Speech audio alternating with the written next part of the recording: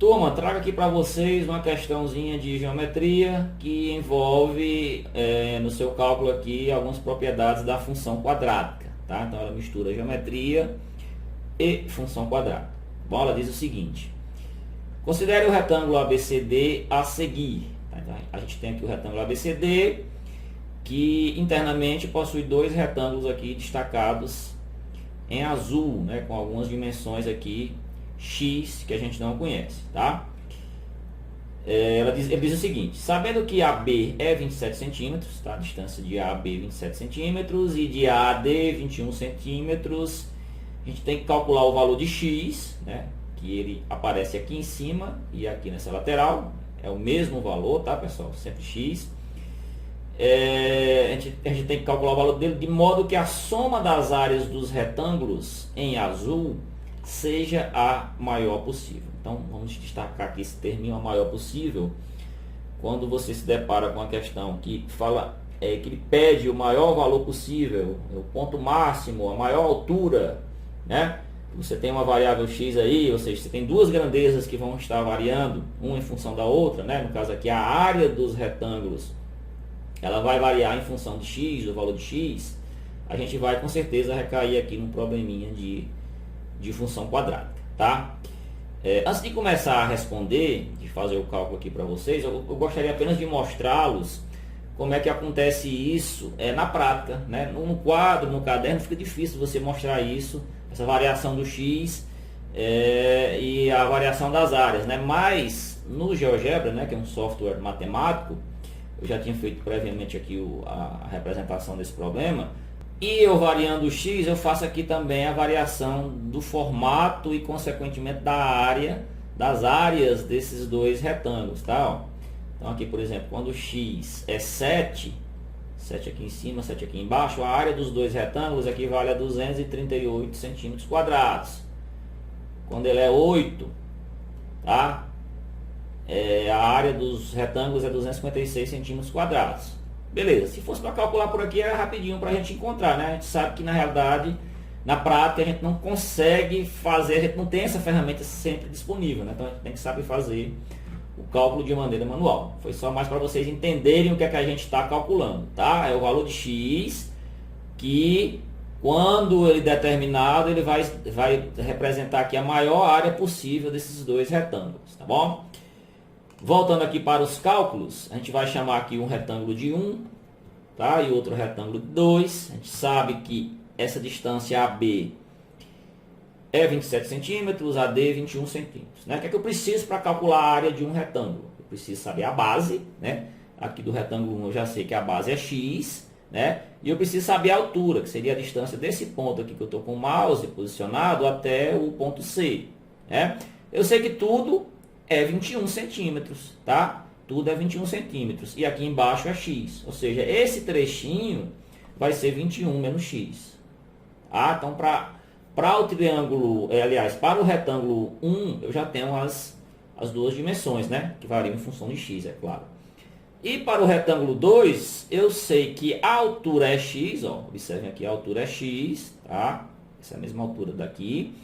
E que a base vai ser justamente 27, que é o todo, AB, menos esse trechinho aqui de cima, ó, que é o mesmo aqui de baixo, que vai ser x, tá? 27 menos x, tá? Então já tenho tudo que eu preciso para calcular as áreas do retângulo A1 e A2, né? Então, a área do retângulo A1 vai ser x vezes 21 menos x. Tá? Que é justamente base vezes a altura. Então, para responder isso aqui, pessoal, eu vou distribuir, né? Ou seja, x vezes 21 vai dar 21x e x vezes menos x, que vai dar menos x ao quadrado. Tá bom? Então, a área do retângulo A1, o que eu consigo encontrar com esses valores é isso, 21x menos x ao quadrado. Faça a mesma coisa para o retângulo A2, que é esse maior, tá? Então vai ser a base 27 menos x vezes x. Que eu coloquei até trocado, né? Mas a ordem não importa. Então vai ficar x vezes 27 menos x. Mesmo procedimento lá de cima, turma. Vamos distribuir, ó.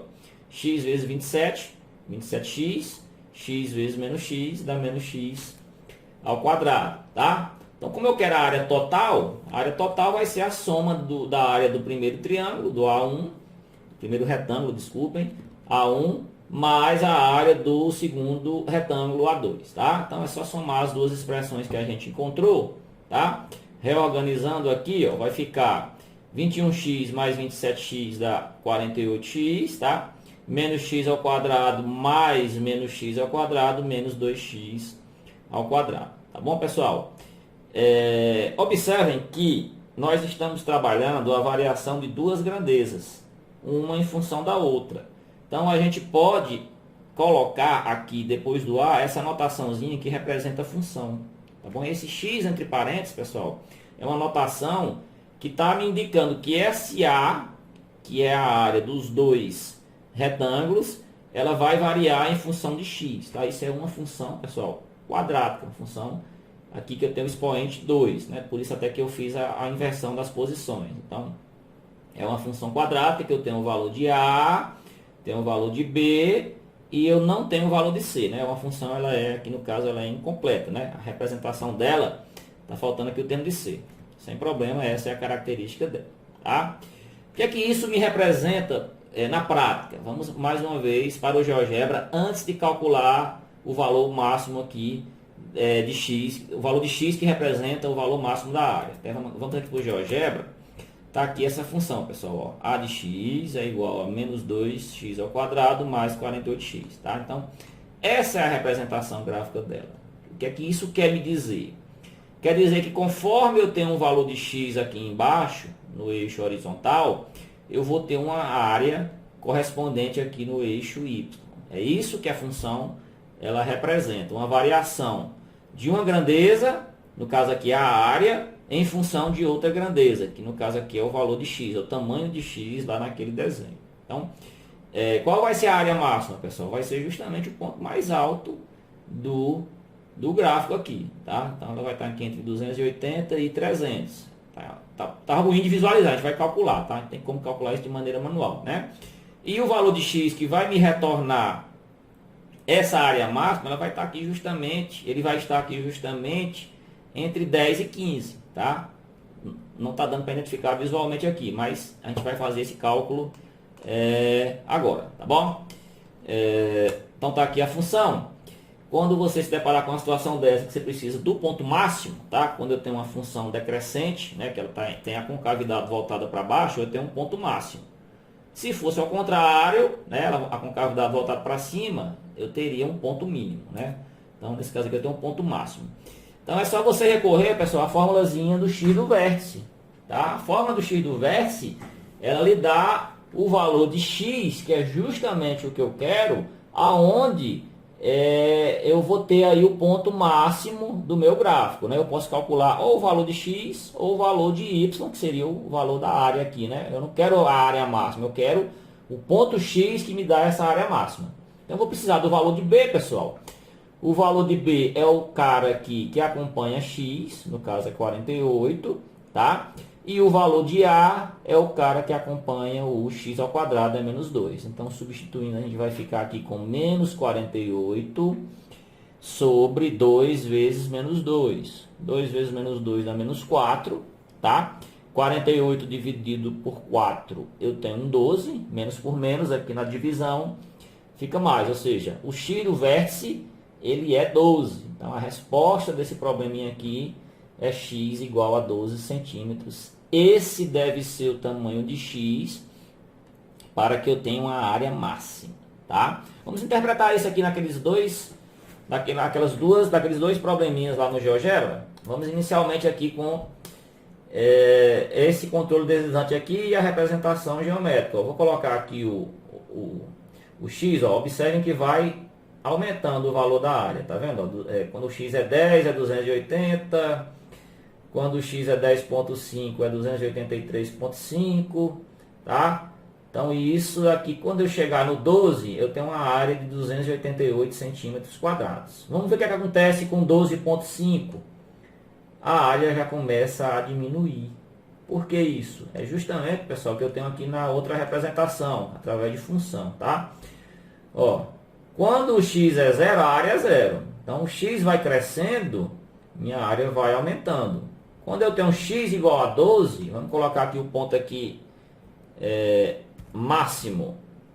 E vamos dizer que ele é 12. A gente viu lá que ele é 288, né? Pelo outro desenho. Então, ó, justamente, o ponto máximo é justamente aqui, ó. Quando o x é 12 e a área é 288. Tá? Então, essa representação através de função, eu tenho aqui a variação da área em função de x, da mesma maneira que eu tenho aqui nessa representação geométrica. Ambas foram feitas no GeoGebra, turma. Então, é uma maneira interativa aí da gente trabalhar com a matemática. É óbvio também não deixando de fazer os cálculos de maneira manual, né? Porque a gente sabe que na prática, na prova, no Enem, no concurso, a gente tem que fazer esse cálculo de maneira manual. Mas o GeoGebra, ele possibilita uma visão mais clara do que é que a gente está calculando e como é que funcionam as coisas, aí as propriedades aí geométricas, como é que elas estão interligadas com as propriedades das funções quadráticas, por exemplo, aqui nesse caso. Tá bom, pessoal? Então, foi essa aqui a correção dessa questão, esse probleminha. Espero aí que vocês tenham gostado e até a próxima.